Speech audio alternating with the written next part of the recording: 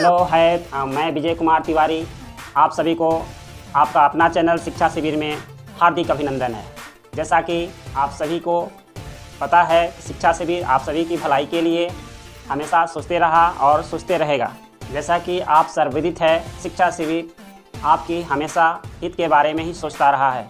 इसी तरह आपका इस स्वर्णिम समय में जो जैक बोर्ड और सीबीएसई बोर्ड का जो वार्षिक परीक्षा बोर्ड हेतु की तैयारी दोहराव के रूप में यानी रिवीजन के रूप में इलेक्टिव सब्जेक्ट हिंदी का आपके समक्ष लेकर के आया हूं, जो हम सुचारू रूप से बड़ा ही पल भर में समझने के उपाय लेकर आपके सामने उपस्थित हूं।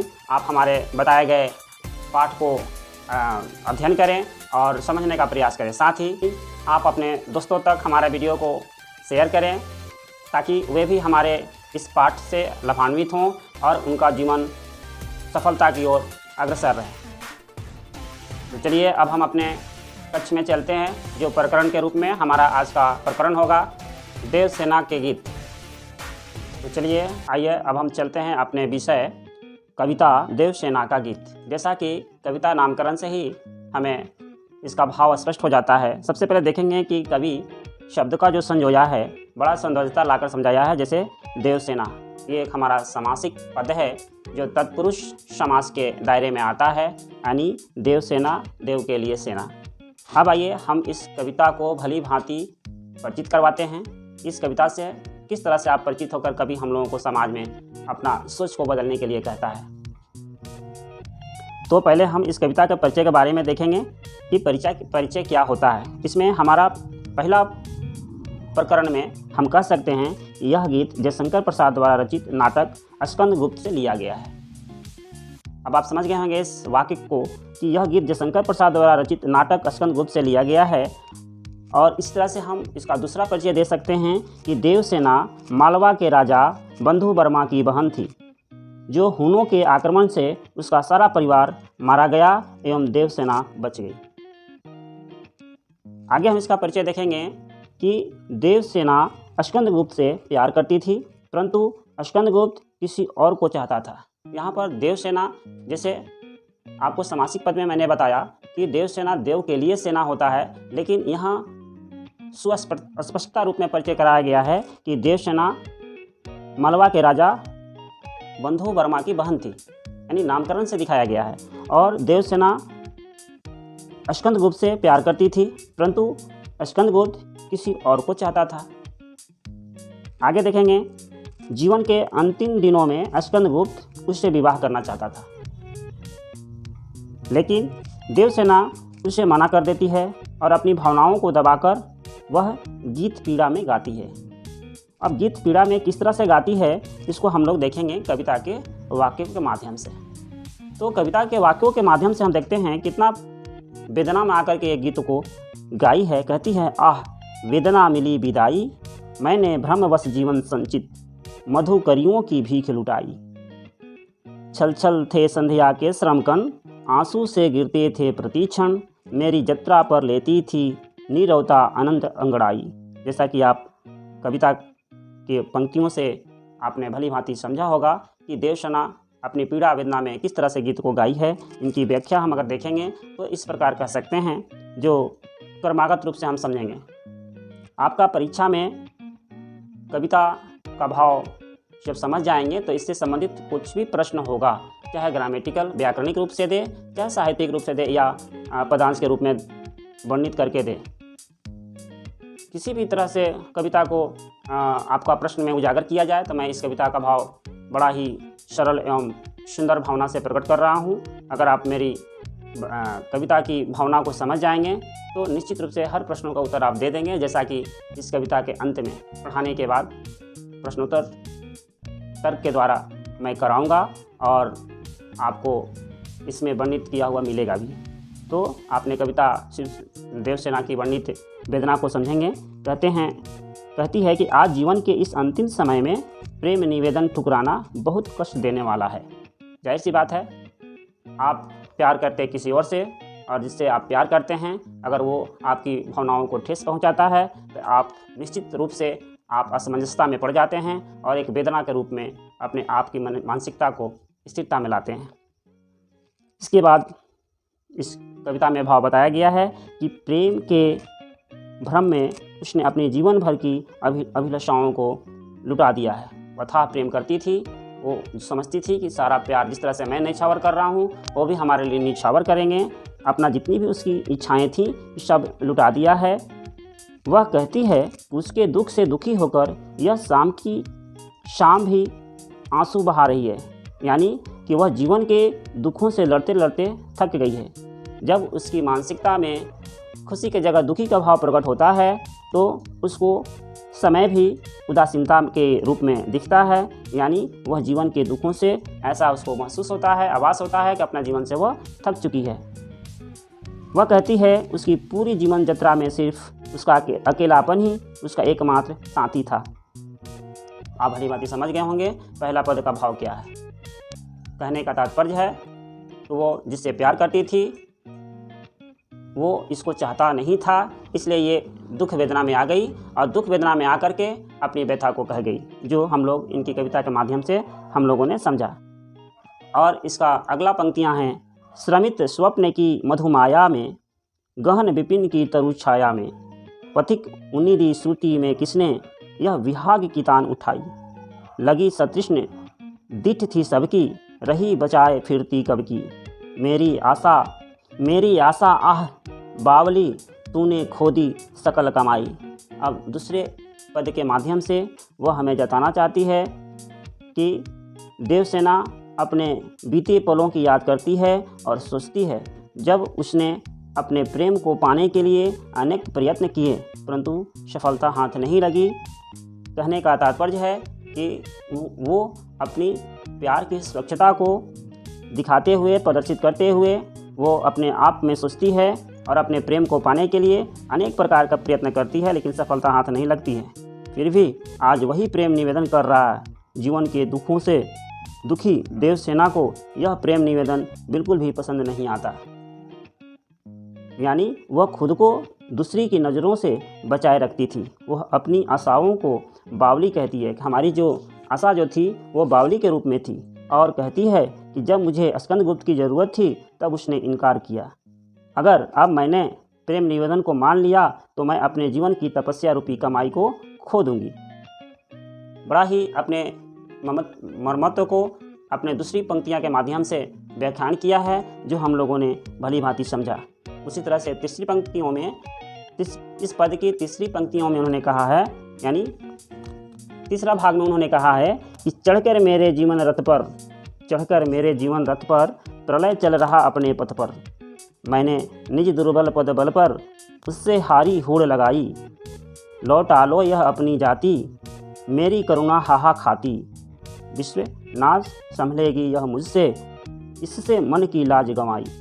जैसा कि तीसरी पदांश से देवसेना का जीवन दुखों में डूबा हुआ है, वह जानती है वह कमज़ोर है, लेकिन उसने हार नहीं मानी बल्कि संघर्ष करती रही। अंत में संसार को संबोधित करते हुए वह कहती है कि हे संसार, इस प्रेम को वापस ले लो, मैं इसे नहीं संभाल सकती और मैं मन ही मन लज्जित हूँ। इस तरह से हम लोगों ने इनकी तीनों पदांशों को देखा, इनका व्याख्या को समझा। अब इस कविता की विशेषताएं हैं जो उसको भी हम समझ लेते हैं। इस कविता की विशेषताएं क्या है? कविता में देवसेना की वेदना का मार्मिक वर्णन किया गया। इसकी पहली विशेषता ये बताया गया। दूसरी विशेषता बताया गया ये छंदमुक्त कविता है। तीसरी विशेषता बताया गया है इसमें खड़ी बोली का सुंदर प्रयोग किया गया है। चौथा में बताया गया है इसमें अनुप्रास एवं मानवीकरण अलंकारों का सुंदर प्रयोग किया गया है। पांचवा विशेषता इनका है इस कविता में कि इस कविता में लयात्मकता और संगीतात्मकता का वर्णन किया गया है। तो हम लोगों ने देखा कि शिल्प सौंदर्य कैसे किया गया है। इस कविता की विशेषता में शिल्प सौंदर्य कवि बड़ा सुंदर ढंग से किया है, क्योंकि इसमें जितना भी व्याकरण के नियम से जुड़े हम लोग अग्रसर होते हैं सारा इस कविता में भर दिया गया। यहाँ तक कि अलंकृत भी किया गया है मात्र 2 अलंकारों से, जिसे अनुप्रास और मानवीकरण अलंकार। तो आप अलंकार से भली भांति आप 9-10 क्लास में ही पढ़ चुके होंगे कि अलंकार का क्या कार्य है और अलंकार किस तरह से कवि अलंकार के माध्यम से अलंकृत करता है। तो अनुप्रास अलंकार में ये शब्द अलंकार का एक पहला भेद है, जो अनुप्रास में वर्णों की आवृत्ति की जाती है। इनकी कविता में वर्णों की आवृत्ति की गई है, वर्णों की आवृत्ति के माध्यम से अलंकृत किया गया। प्लस मानवीकरण अलंकार में इसमें ये दिखाया गया है कि जड़ पर चेतन, यानी एक निर्जीव में सजीव का रूप किस तरह से वर्णन किया गया है, यानी एक निर्जीव वस्तु पर सजीवता का व्यंग करते हुए कवि अपने कविता में अलंकार भर करके एक अलग सौंदर्य का रूप ढाला है। आइए अब हम इस कविता से संबंधित कुछ प्रश्नों को देखते हैं, समझते हैं और सोचते हैं। ये हमारे लिए अभी हम जो भी पाठ्य पुस्तक से आधारित प्रश्न उजागर करेंगे ये बड़ा ही महत्वपूर्ण होगा आपका इस बोर्ड परीक्षा के लिए। मैं समझता हूँ कि आप इस कविता को भली भांति समझ लिए होंगे।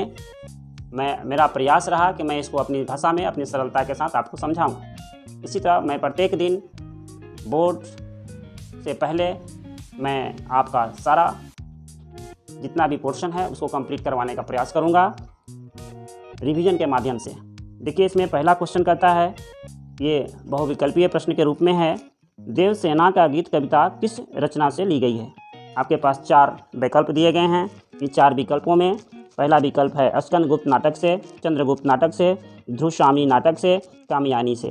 तो आप इस कविता के माध्यम से ही आपको समझ में आ गया होगा। तो इसका आंसर है क नंबर, स्कंदगुप्त नाटक से। अब हम अगले प्रश्न पर ध्यान देते हैं। प्रश्न नंबर 2, कार्नेलिया का गीत कविता किस रचना का अंश है।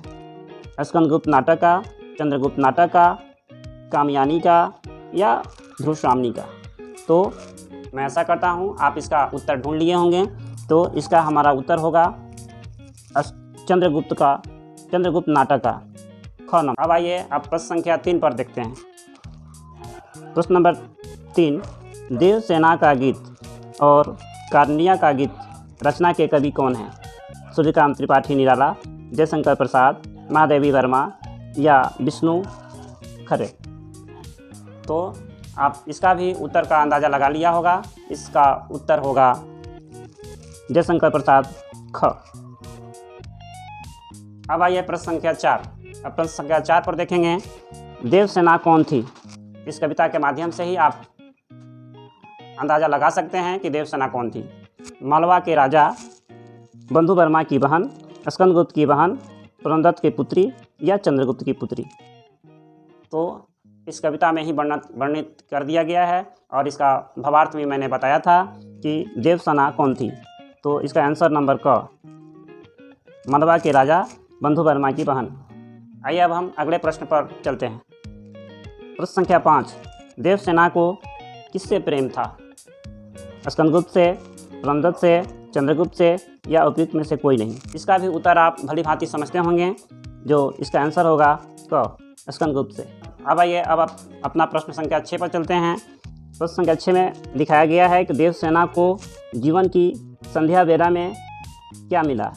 वेदना, प्रसन्नता, मालवा राज्य का शासन या हुनों पर विजय। क्वेश्चन है देवसेना को जीवन की संध्या बेला में क्या मिला। वेदना, प्रसन्नता या मालवा राज्य का शासन या हुनों पर विजय। इसका आंसर होगा क, वेदना। अब आइए प्रश्न संख्या 7, देवसेना आश्रम में किसके साथ रहती थी। प्रश्न संख्या 7 में प्रदर्शित किया गया है, देवसेना आश्रम में किसके साथ रहती थी। चंद्रगुप्त के साथ, बंधु वर्मा के साथ, स्कंदगुप्त के साथ या पुरंदर के साथ। इसका भी उत्तर आप भली भांति समझ गए होंगे, क्योंकि जयशंकर प्रसाद जी अपने कविता में बड़ा ही सरल भाव से देवसेना की प्यार को दर्शाया है। इन्होंने अपने आश्रम में पुरंदर के साथ रहती थी। अब आते हैं अपना प्रश्न नंबर 8। प्रश्न 8 में देवसेना ने अपने यौवन के क्रियाकलापों को किस श्रेणी में रखा है। फिर से इस प्रश्न को सुने। देवसेना ने अपने यौवन को क्रियाकलापों को किस श्रेणी में रखा है।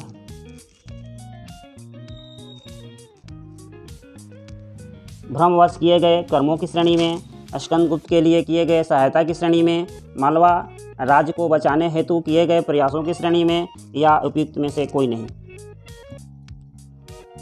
तो इसका आंसर होगा, यानी इसका उत्तर हम दे सकते हैं क, भ्रमवश किए गए कर्मों की श्रेणी में।